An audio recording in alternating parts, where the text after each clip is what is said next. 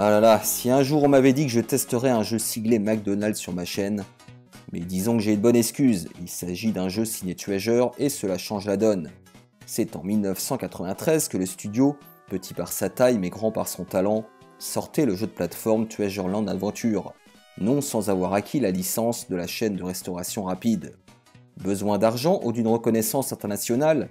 Les hypothèses pour expliquer ce qui m'est très longtemps apparu comme une compromission ne manquent pas. Mais peu importe désormais, le mal est fait. A noter qu'une adaptation Game Gear secondera cette version 16 bits quelques mois plus tard au Japon. L'histoire est d'une simplicité absolue. Ronald McDonald, la mascotte du groupe, découvre un morceau de carte au trésor en se promenant dans une forêt magique et décide de partir à sa recherche. Les 3 autres pièces de la carte sont chacune entre les mains de méchants que Ronald doit vaincre. Et oui. Le titre, qui avait été testé le même mois que Art of Fighting 2 sur Neo Geo dans Console Plus, m'était passé totalement au-dessus de la tête. Décors et sprites variés, musique de bonne qualité, niveaux vastes et assez nombreux, prise en main rapide, le jeu avait été plutôt bien accueilli. Malgré mon aversion pour cette chaîne de restaurants, j'ai fait en sorte de me focaliser sur ce qui compte vraiment, c'est-à-dire les qualités vidéoludiques de ce titre, qui finalement n'en manquent pas. Treasureland Adventure est, comme son nom le laisse deviner, un jeu Treasure, et cela se voit dès les premières secondes. Graphiquement, il emporte tous les stigmates, si j'ose dire. Avec ses décors au style géométrique, ses couleurs vives et ses sprites détaillés, le jeu n'est pas sans rappeler Dynamite Headdy du même studio. On y retrouve aussi toute la créativité de ses graphistes, le grain de folie en moins, sous la forme d'effets graphiques et d'une mise en scène parfois délirante. Oui, Treasureland Adventure est un beau jeu, mais quel dommage que l'on soit obligé de diriger un personnage aussi repoussant que ce Ronald McDonald. Fort heureusement, cela ne dessert pas le level design. Les niveaux, d'une rare variété, sont souvent intelligemment construits, avec, on le sent, la volonté de briser toute platitude dans la progression du joueur. Toutefois, je regrette que cela se fasse parfois au détriment de la lisibilité des niveaux.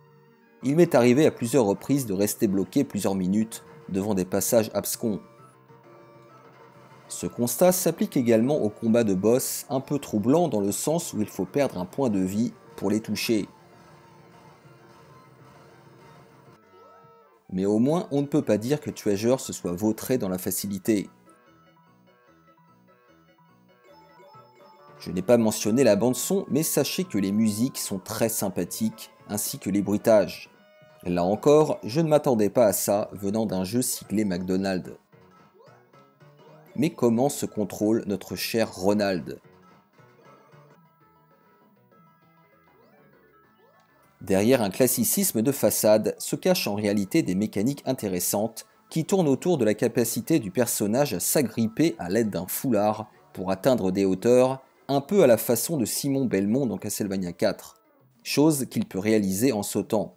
Certaines séquences 100% plateforme, pas toujours évidentes, vous demanderont de gérer un timing serré.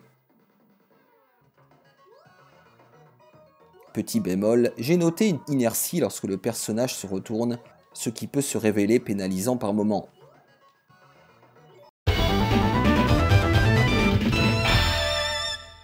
Versus.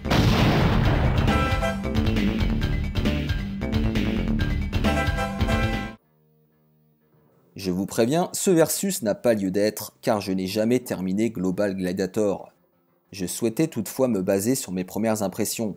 Si j'apprécie l'animation détaillée des personnages, ainsi que les environnements du titre de David Perry, mon feeling quant au contrôle est tout autre. Au gameplay ciselé de Treasure s'oppose celui imprécis et flottant de Virgin Interactive. Sans parler du level design que je trouve imbuvable. Alors si je ne doute pas que l'on puisse s'y habituer, je confesse qu'à chaque tentative de progresser dans le jeu, la manette me tombe des mains. Et c'est un amateur de Aladdin et Cool Spot qui vous le dit.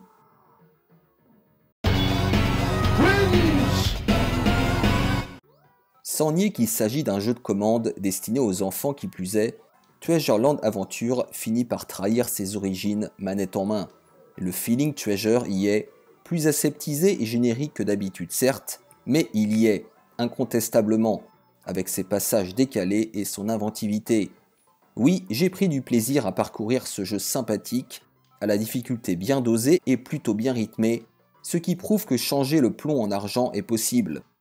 Pas un indispensable certes, mais un bon jeu de plateforme grand public qui vous fera passer un bon moment. Un peu comme quand on se fait payer un McDo, mais un petit menu et sans dessert.